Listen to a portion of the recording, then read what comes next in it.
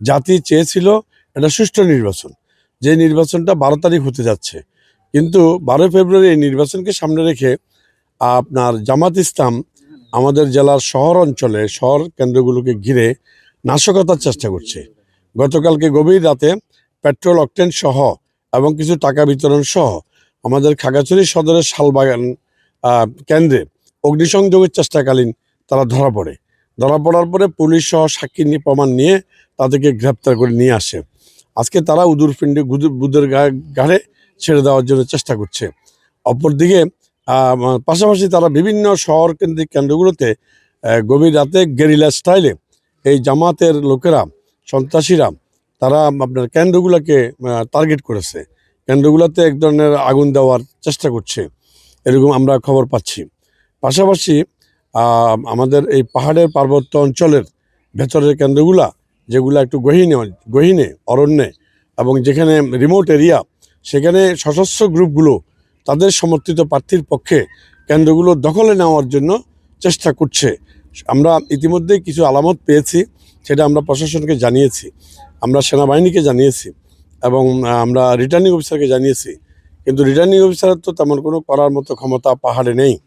তো তাহলে এই কাজটা করতে পারবে একমাত্র সেনাবাহিনী।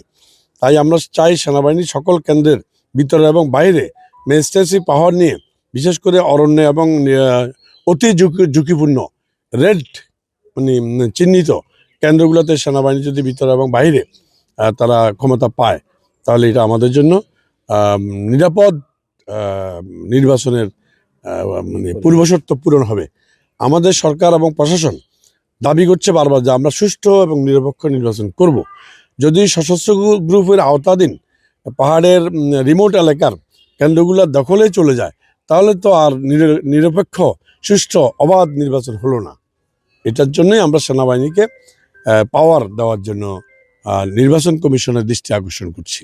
তো প্রশাসনের তৎপরতা সন্তোষজনক। যেমন গত রাতে আমরা যে আমাদের পাবলিক যে জামাত ইসলামের যে অকটেন নিয়ে কেন্দ্রের পাশে অগ্নিসংযোগের চেষ্টাকালীন সময়, নাশকতার সময় ধরে ফেলে এবং পুলিশ সেখানে সহযোগিতা করেছে, তারা আইনের মাধ্যমে করেছে। সানশাইন আটা ময়দা সুজি, ভালোবাসায় তৈরি। এতে আমার যারা দাঁড়িপাল্লার সমর্থক আছে, 11 দলের সমর্থক যারা আছেন, তারা সকলকেই আমাদের যারা প্রতিপক্ষ, বিশেষ করে আমাদের বিএনপির বন্ধুরা হুমকি ধমকি দিচ্ছেন, আমাদের মহিলা কর্মীদেরকে হুমকি ধমকি দিচ্ছেন, আমাদের যারা নেতাকর্মী আছে, যারা নির্বাচনটাকে টেক কেয়ার করছেন কেন্দ্রভিত্তিক, তাদের বাড়ি বাড়ি যেও হুমকি ধমকি দিচ্ছেন। যার কারণে পুরো জেলাতে দাঁড়িপাল্লার সমর্থক যারা আছেন তারা নিরাপত্তাহীনতায় ভুগছেন। আমি পাশাপাশি গতকালকে রাতে আপনারা জানেন খাগড়াছড়ি সদরের শালবন এলাকায় রাত 11টার দিকে আমাদের সেখানে 3 জন ভাই গত কয়েকদিন যাবত আমাদের ব্যানারগুলো ছিঁড়ে ফেলেছে। ব্যানারগুলো ছিঁড়ে ফেলার ফলে আমাদের যারা নেতাকর্মী আছে শালবনে, তারা ব্যানারগুলো কোথায় কোথায় ছিঁড়ে ফেলছে এগুলি দেখার জন্য বের হয়েছেন। এবং এটাও আপনারা জানেন প্রত্যেকটি নির্বাচনী কেন্দ্রের পাশে প্রত্যেক প্রার্থীর একটা নির্বাচনী ক্যাম্প করার বিধান আছে। ওটার আলোকেই একটা নির্বাচনী ক্যাম্প করার জন্য নির্দিষ্ট জায়গা নির্ধারণ করার জন্যই আমাদের নেতাকর্মীরা সেখানে গিয়েছেন। কিন্তু অত্যন্ত দুঃখের সাথে বলতে হচ্ছে যে সেটা হলো আমাদের বিএনপির বন্ধু সংগঠনের ভাইয়েরা আমাদের ভাইদেরকে সেখানে ব্যারিকেড দেয় এবং রাতের বেলা নির্মমভাবে আমাদের ভাইদেরকে আঘাত করে, আহত করে। এবং শুধু এখানেই থেমে নেই, তারা সেখানে আরেকটি ষড়যন্ত্র করে। সেই ষড়যন্ত্রটা হলো সেখানে আমাদের কর্মীরা নাকি টাকা বিতরণ করছে, কিন্তু আমরা ভিডিওতে দেখলাম যে ওনারাই আমাদের কামরুল ভাই একজন কর্মী আছে, ওনাকে জোর করে টাকা ওনার পকেটে ঢুকানোর জন্য চেষ্টা করছে, এটা ভিডিওতে আসছে।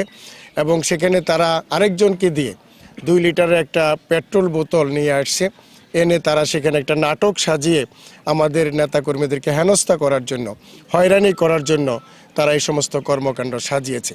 এটার আমরা তীব্র নিন্দা জানাই এবং এই বিষয়ে আমি রিটার্নিং অফিসার মহোদয় সহ এখানে খাগড়াছড়ির যারা আইন শৃঙ্খলার কাজে নিয়োজিত আছেন, বিশেষ করে আমাদের সেনাবাহিনী, বিজিবি, পুলিশ এবং যারা নির্বাচনের সাথে যারা জড়িত আছে সকল পর্যায়ের কর্মকর্তা ভাইদেরকে এই বিষয়ে প্রয়োজনীয় উদ্যোগ এবং পদক্ষেপ নেওয়ার জন্য আমি অনুরোধ করছি।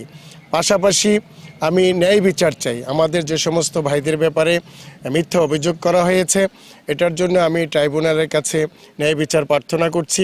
পাশাপাশি আমাদের ভাইয়েরা যে আহত হয়েছেন, যারা সেখানে ফিজিক্যালি অ্যাসাল্ট হয়েছেন, সেই ক্ষেত্রেও যারা এই অপরাধের সাথে জড়িত হয়েছে তাদেরকে অনতিবিলম্বে আইনের আওতায় এনে দৃষ্টান্তমূলক একটি বিচারের ব্যবস্থা আমরা আশা করি ট্রাইব্যুনাল করবে।